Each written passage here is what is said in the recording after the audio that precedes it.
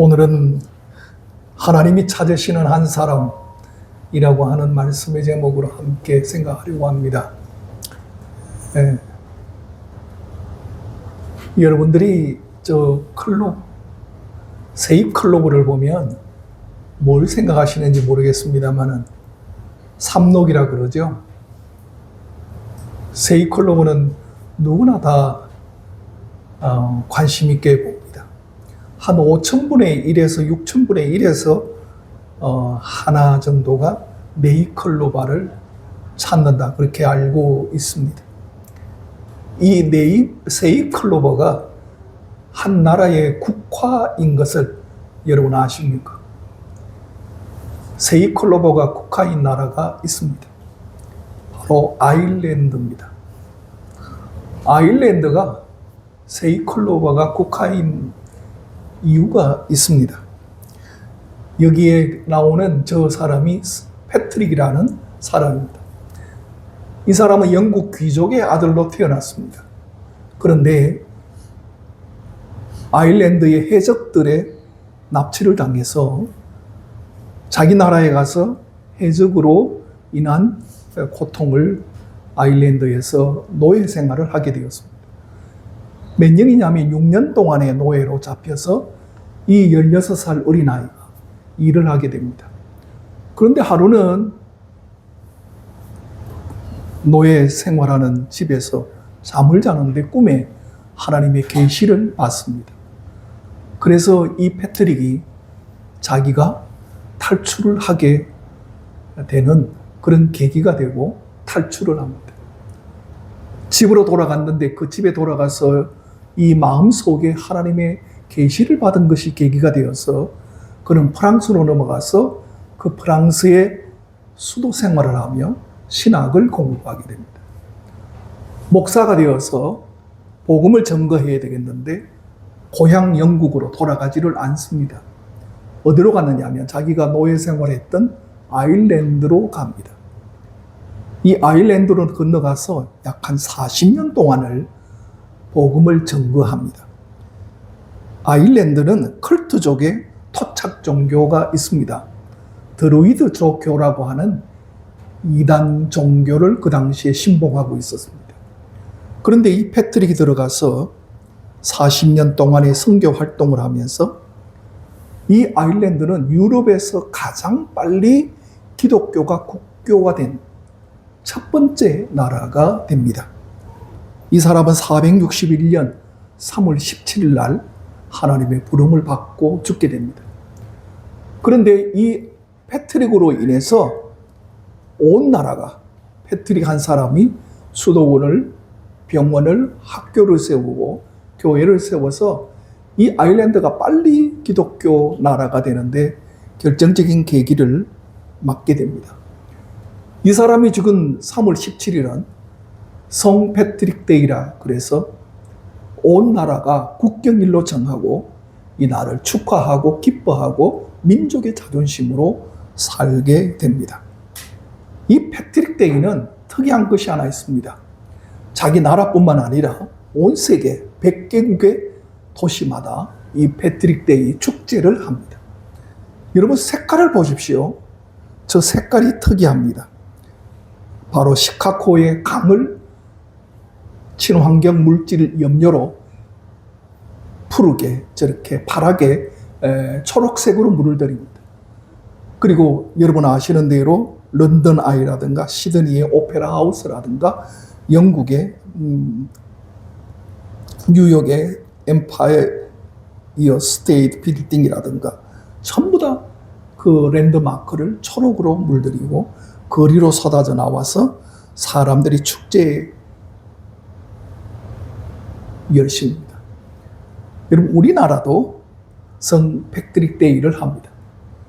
이태원이라든가 신도리에서 이 성 패트릭 데이를 매년 축하하고 기뻐하는 것을 우리가 보게 됩니다.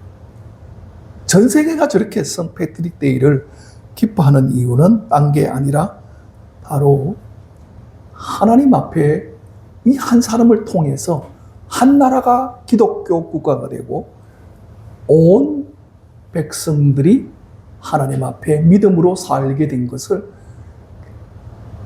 마음속에 감사하는 그런 나라가 되었습니다.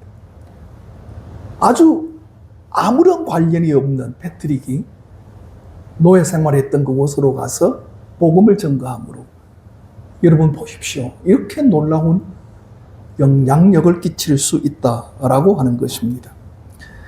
우리가 회사에서 신입 사원을 모집하든지 아니면 경력 사원을 모집할 때 그 사람들이 어떤 자격을 갖추기를 원합니다. 학력이라든가 경력이라든가 기술적인 아니면 언어적인 다양한 외국어를 구사하는 능력을 보게 됩니다. 그래서 그 사람에게 연봉을 제시하고 그 사람을 채용하듯이 인도의 캘커타의 테레사 수녀는 자기가 선발하는 기준에 같이 일하는 직원을 뽑을 때 3가지 기준을 세웠답니다. 첫째, 잘 먹고, 2번째, 잘 눕고, 3번째, 어디서든지 잘 자는 사람 뽑았다. 그 말입니다. 요지가 뭐냐? 나는 아무것도 아니고 나는 부족하지만 내가 기쁨으로 사람들을 섬길 수 있는 사람이면 이 수녀님 생각에는 족한 사람이다. 기준을 그렇게 세웠답니다. 여러분, 우리를 지으신 하나님도 우리를 선택하지 않을까요? 우리를 사용하실 때 아무렇게나 사용하는 사람이 아니라 많은 그리스도인 중에서 어떤 사람은 더 많이, 어떤 사람은 적게 사용하실 때 나 부족한 한 사람도 하나님이 사용하실 거라. 그렇게 생각해 보신 적이 없습니까? 하나님이 찾으시는 한 사람 반드시 있습니다. 정의를 외치는 사람이 아닙니다. 정의로 심판하는 사람이 아닙니다. 하나님이 찾으시는 한 사람은 분명히 이유가 있을 겁니다. 오늘 성경 본문 말씀 에레미야 5장은 남유다가 멸망하기 직전의 상황입니다. 주전 610년, 730년경의 사이에서 벌어진 사건을 담고 있습니다. 남유다가 망하기 전 한 140년 전에 북이스라엘 10개 지파가 이미 망했습니다. 아수르에 의해서 완전히 나라가 초토화됐죠. 그러고 난 다음에 130년이 지나서 남유다가 결국은 바벨론에 망하죠. 망할 때 에레미야 2장 8절에는 뭐라고 이야기하느냐면 하나님 앞에 에레미야 선지자가 선언합니다. 제사 드리는 제사장들이 제사를 드리지 않고 하나님이 없답니다. 2장 8절을 보면 하나님의 말씀을 가르치고 교육하는 레위 사람들이 나는 하나님을 모른답니다. 세상에 정치하는 일들이 일들을 감당하는 관리들이 하나님을 거역합니다. 그리고 부정부패를 합니다. 더욱 놀라운 것은 제사장들이 하나님의 이름 대신 바알의 이름을 부르며 그들이 예배했답니다. 그러니까 얼마나 기가 막히겠습니까? 2장 27절로 넘어가면 이렇게 설명합니다. 그들이 나무를 향하여 너는 나의 아버지라 하며 돌을 향하여 너는 나를 낳았다 하고 그들의 등을 내게로 돌리고 그들이 얼굴은 내게로 향하지 아니하리 하다가 그들이 환난을 당할 때에는 이르기를 일어나 우리를 구원하소서 하리라. 백성들이 우상을 섬기고 관리들이 나라를 부패시키고 나라를 엉망으로 만들어갈 때 그 나라와 그 백성의 참담함이 어떻겠느냐. 그럴 때 필요한 한 사람이 있을 것 아니냐. 우리는 그걸 보거든요. 오늘 이 시대 가운데 우리가 아픔이 있어요. 우리가 지적하고 싶고 손가락질하고 싶은 것들이 분명히 많이 우리 가운데 있습니다. 그럴 때 하나님이 찾으시는 한 사람이 있는데 하나님은 어떤 사람을 찾으실까? 여러분, 창세기 18장을 보면 오늘의 상황과 비슷한 상황이 있습니다.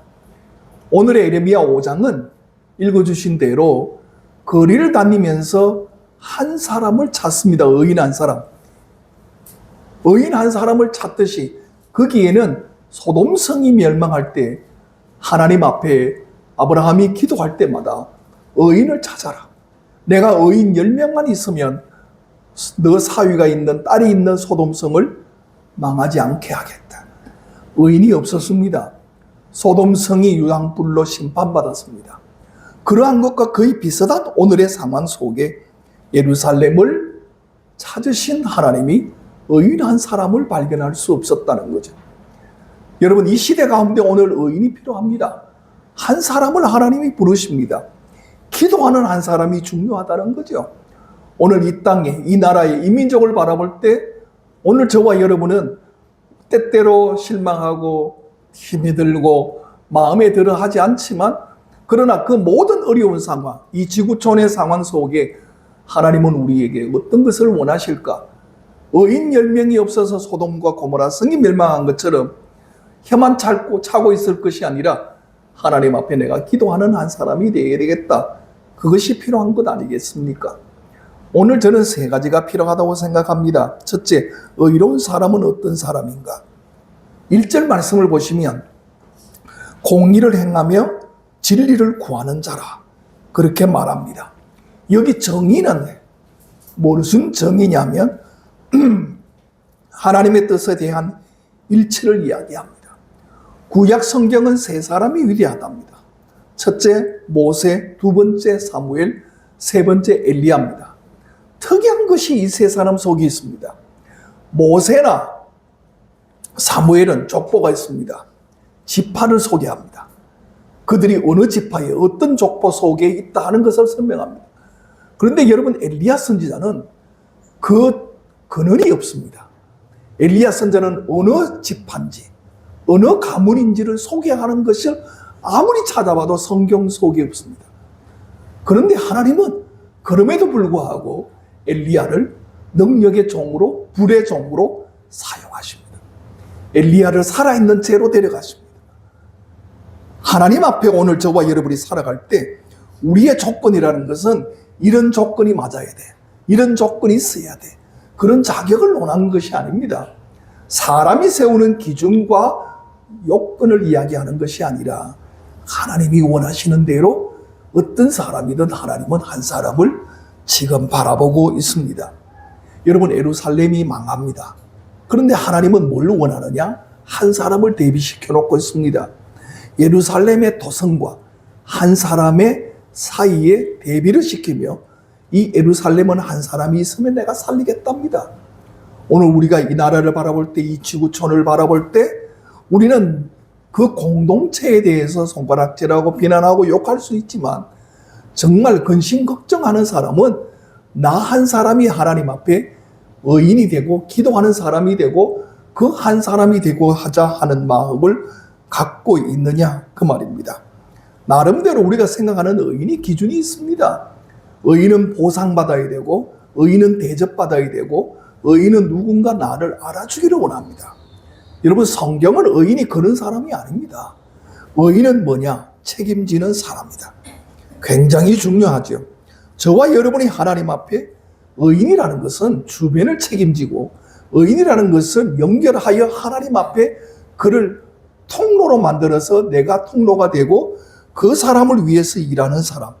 여러분, 소돔이 망할 때 그 백성이 20만이냐 20만이냐, 니느웨 백성들이 40만이냐 100만이냐 숫자가 중요한 게 아니에요. 한 사람이 중요했어. 그렇기 때문에 저와 여러분은 어떤 공동체를 욕하기 전에, 걱정하기 전에 내 한 사람이 하나님 앞에 책임지는 역할을 감당한다. 의인은 뭐냐? 다시 정의하고 싶습니다. 책임지는 사람이다. 부모 역할이 뭐예요? 부모의 역할이라고 하는 것은 다른 것이 아니라 책임져 주는 사람이다. 자녀에 대해서 그가 어디에 있든, 가까이 있든 멀리 있든 떨어져 있든 기도해주고 응원해주고 세상 속에서 승리하도록, 형통하도록, 힘을 내라고 강건하도록 도와주는 사람이 부모 역할 아니요? 여러분, 부모가 되어 보면 알지요? 저 아이가 어릴 때 모습이나 장성했을 때 모습이나 부모의 시각은 똑같습니다. 그렇잖아요? 그가 장성했다고, 그가 결혼했다고 부모가 어릴 때 사랑했던 그 내 아이를 여러분 다르게 봅니까? 아니죠. 결혼해서 나가든 내 집안에 오늘 같이 밥을 먹든 아니면 떨어져서 멀리 외지에 있든 외국에 있든 내 자녀는 내 자녀예요. 부모는 왜 그러냐면 책임지는 사람이거든요. 그를 위해서 끊임없이 기도하고 그가 힘들고 어렵고 잘못되어도 남들 앞에서 내 자식을 욕하는 사람이 아니에요. 다른 사람은 손가락질해도 나는 내 자식을 두둔해하고 내 자식이 바르도록 가르치고 양육하고 교육하는 책임이 부모에게 하나님은 주셨거든요. 의인은 뭐냐? 책임지는 사람이다. 이것이 한 사람의 근본입니다. 두 번째, 한 사람의 능력을 우리가 생각해 볼 필요가 있어요. 한인 교포 학생이 있었어요. 한국 학생들이 미국에 가면 공부를 잘하잖아요. 이 학생이 중학교, 고등학교에 수석을 했어요. 졸업을 할 때도 수석 졸업이에요. 입시를 쳤는데 만점에 가까운 점수를 받아요. 어디를 입시 원서를 냈느냐 하면 하버드 의대를 냈어요. 그런데 떨어졌어요. 너무 황당하고 기가 막혀서 학교에 편지를 썼어요, 학생이. 저가 왜 떨어졌는지를 모르겠습니다. 저는 성적이 만점을 받았습니다. 그리고 내신 성적도 좋습니다, 쉽게 말해서. 그래 항의를 했더니 학교에서 편지가 와요. 당신이 수재일지는 모르지만 당신의 삶 속에 헌일 한 번 한 적 없고 어디에 가서 봉사 한 번 한 적 없는 당신은 인류를 위해서 봉사하는 사람은 아닐 거다. 여러분, 중요한 것은 하나님이 우리를 보실 때도 저는 마찬가지라고 생각합니다. 하나님이 우리를 한 사람 한 사람 찾으실 때 수재를 찾지 않아요. 우리가 뛰어난 능력을 갖고 있는 그런 자격을 묻지 않아요. 지식이 있다, 재산이 있다, 그 사람이 건강하다, 건강하지 않다, 그게 아니에요. 아무리 건강하지 못해도 내 삶의 끝자락에서 내가 저 바위틈 뒤에서 누군가를 위해서 기도하고 하나님 앞에 부르짖는 사람이라면 책임을 감당하는 사람이죠. 하나님은 그런 사람을 원하신다는 거죠. 하나님은 그 능력이 오늘 저와 여러분에게 필요합니다. 하나님이 사람을 보는 관점과 사람들이 보는 시점과 기준은 전혀 다르다 하는 것을 봅니다. 사람이 보는 것이 같이 아니하나니 사람들은 외모를 보지만 나 여호와는 중심을 보시니라. 능력은 하나님의 능력이죠. 어릴 때 슈퍼맨 좋아합니다. 슈퍼맨은 날아다니니까 아이들이 흉내로 많이 내요. 보자기 하나 덮어 쓰고. 그러나 어른이 되어서 그것이 허구고 잘못된 것을 알아요. 어른이 되어서 능력을 발휘하기를 원치 않아요. 슈퍼맨 흉내 안 내는 사람 없어요. 그런데 한 부류만 어른이 되어서도 능력을 구합니다. 그 사람들이 누구냐? 그리스도인들입니다. 크리스천들은 어른이 되어서도 기도할 때마다 하나님 저에게 능력을 주시옵소서. 그렇게 기도하는 부류입니다. 왜 그래요? 내 능력이 아니라 내가 기적맨이 아니라 내가 하나님 앞에 능력을 구하는 거죠. 하나님의 능력을 저에게 주옵소서. 능력은 하나님의 능력입니다. 마가복음 6장을 보면 예수님이 12제자를 부르시고 저들에게 능력을 주시며 귀신을 제어하고 병을 고치는 능력을 주셔요. 그런데 마가복음 9장으로 석 장만 넘어가면 그들이 가서 다시 기도했는데 전혀 역사가 일어나지 않아요. 6장에서는 돌아와서 예수님께 기뻐 보고하기를 예수님, 저희들이 기도하니까 귀신이 쫓겨나고 병이 나섭니다. 희한합니다.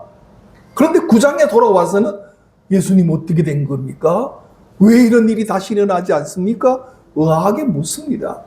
다시 말해서 능력은 나에게 있는 것이 아니라 능력은 하나님이 주시는 거다. 그 말입니다. 이 능력을 어디에서 우리가 받느냐? 다른 데서 받지 않아요. 하나님이 주실 때 내 삶이 달라지고 내 한 사람이 하나님 앞에 쓰임받는 거죠. 오늘 여러분 예레미야 5장은 이 동시대에 뒤에 가면 다니엘이 나와요. 다니엘은 제가 볼 때 구약 성경에서 거의 유일무이하게 1절에 공의나 정의나 진실한 사람의 대표적인 첫 번째 1등이라고 봐요. 여러분 아시는 대로 다니엘이 왕족입니다. 어린아이예요. 이 소년이 포로로 잡혀가서 바벨론에 포로 생활을 합니다. 준수하고 모양이 좋아서 이 바벨론의 느부갓네살 왕이 이 아이를 데려다가 이 아이에게 교육시켜서 왕궁에 하인으로 쓰면 되겠다 생각해서 교육을 합니다. 그런데 다니엘과 사드락과 메삭과 아벳느고가 신기하죠. 이 아이들이 교육을 하면서 음식을 먹지 않아요. 왜 안 먹냐? 우상에게 드린 제물을 저희들이 마시지 않고 먹지 않겠습니다. 저희들이 먹는 물과 저희들이 마시는 채소 같은 거라도 우리는 능히 살겠습니다. 한번 언제까지 버티는가 보자. 그들이 버텨요. 그리고 만든 신상 앞에 절하지 않아요. 그것 때문에 여러분, 이 사람들이 불물불 속에 들어가요. 불물불 속에 들어가는데 그들이 털끝 하나 상하지 않아요. 그게 뭐냐? 하나님이 능력이라는 거죠. 그 가운데 예수님이, 그 가운데 하나님이 함께 하셔서 그들의 포성한 줄조차 다 끊어지는데 그들의 성전이 멀쩡하더라. 이게 능력이라는 거죠. 여러분, 예루살렘 성이 함락하고 난 다음에 나중에 느부갓네살 왕이 죽고 나중에 누가 왕위를 이어받느냐 하면 벨사살 왕이 왕위를 이어받아요. 너무 좋아서 왕궁에서 잔치를 하고 만찬을 하는데 갑자기 벽에 손가락이 하나 나타나면서 글을 씁니다. 메네메네 대개를 우바르신, 너는 하나님의 저울에 달아보니 왕이 될 자격이 없어. 벨사살 왕이 죽어요. 그러고 난 다음에 이 바벨론이 아시는 대로 메데와 파사, 메소포타미아와 페르시아에 망하죠. 그 메소포타미아와 페르시아의 왕이 누구냐 하면 여러분, 다리오 왕이 가만히 보니까 저 건너 유대에서 건너온 사람이 바벨론에 건너서 이 메소포타미아에 와서 종을 하는데 뛰어난 사람이에요. 그를 사용합니다. 우리는 전국이 팔도라 그러잖아요. 경상도, 전라도. 그런데 이 메소포타미아, 페르시아는 120도예요. 120도라는 거대한 도들을 행정적으로 관리하는 총리를 3명을 세웁니다. 그 중에 수석 총리를 이 다니엘을 세우려고 하니까 그 나라에 있던 행정관료들이 가만히 있겠어요? 음모를 꾸밉니다. 뭐라고 꾸미느냐 하면 누구든지 앞으로 30일 안에 다리오 왕 신상 앞에 기도하거나 절하지 않고 그를 섬기지 딴소리하는 사람은 죽인다. 칙령을 만들어서 왕이 발표하게 합니다. 다분히 다니엘을 의식한 거죠. 왜? 다니엘은 습관이 하루에 3번 기도했거든요. 그걸 노리고 다니엘을 잡아서 사자굴에 넣습니다. 사자굴에 들어간 다니엘이 마음이 걱정이 되어서 다리오 왕이 그 다음날 아침 일찍 들어가서 사자굴을 열어봐라. 위에 뚜껑을 열고 밑을 보니까 이 다니엘이 멀쩡해요. 뭡니까? 하나님의 능력이 이 사자들을 그의 입에서 보호하시고 다니엘을 멀쩡하게 지켜주셔요. 여러분, 나중에 다리오 왕 이후에 고레스가 왕이 됩니다. 고레스는 다니엘 보고 그러죠. 야, 너 고향에 돌아가라. 고향에 가서 큰일 해라. 너는 정말 귀한 사람이다. 그런데 다니엘이 그때 나이가 얼마냐 하면 나이 80이 되었어. 그래서 갈 수가 없어. 그래서 그는 그 외국에서 죽어요. 다니엘의 일생을 보면 그는 능력의 사람이고 공의의 사람이고 정의의 사람이고 진실한 사람이었다. 왜? 하나님 앞에 하나님을 의지하고 살았던 능력의 대표적인 사람이 바로 이 다니엘이었다. 저와 여러분의 삶 속에 저는 이것을 원합니다.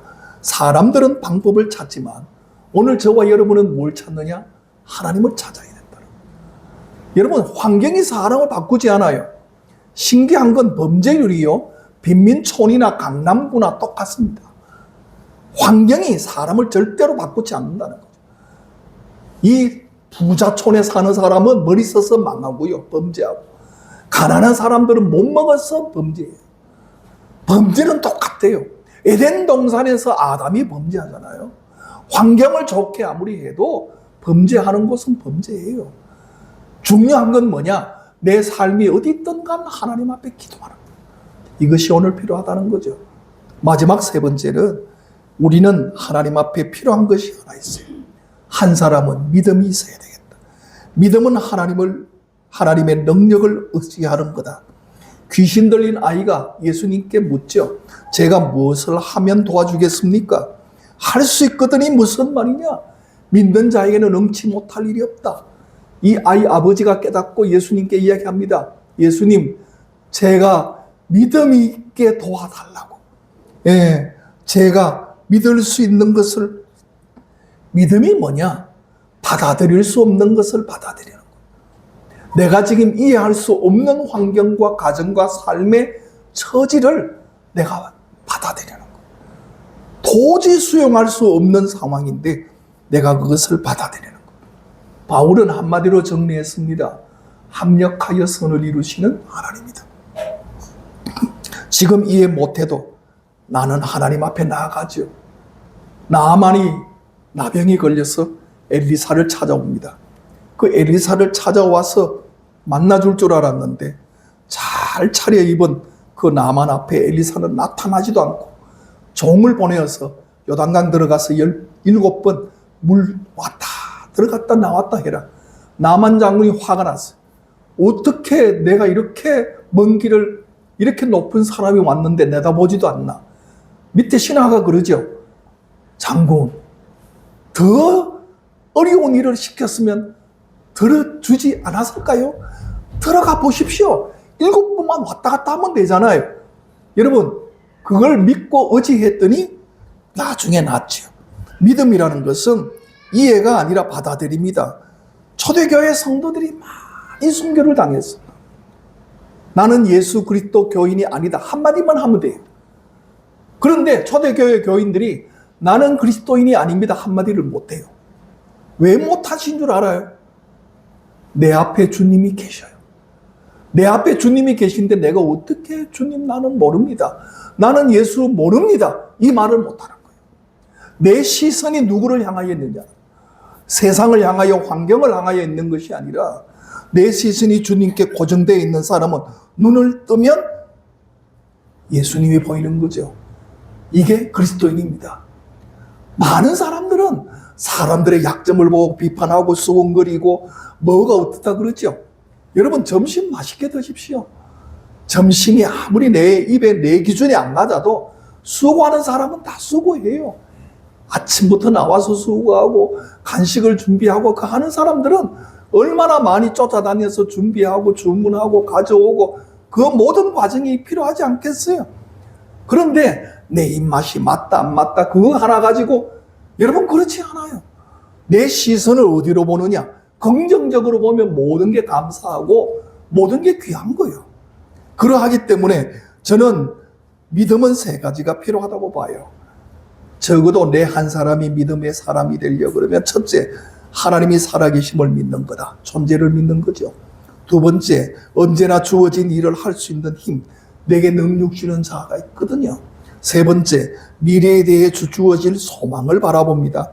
믿음은 하나님을 바라보고 미래를 향하는 거거든요. 여러분, 어떤 사람이든 진실하게 하나님 앞에 삽니다. 스미스 선교사라고 있어요. 이 사람은 기도하는 중에 늘 교회에서 주일날 예배를 드리면 마음속에 하나님의 음성을 주셔. 이 사람아, 너는 아프리카를 개척해라. 아프리카에 복음이 들어가지 않았다.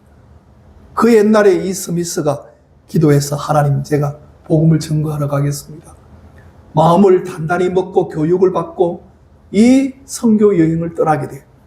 그런데 이 사람이 3개월 만에 그 아프리카의 현지에서 추방을 당합니다. 예수 믿는 사람 들어오지 말라는 거예요.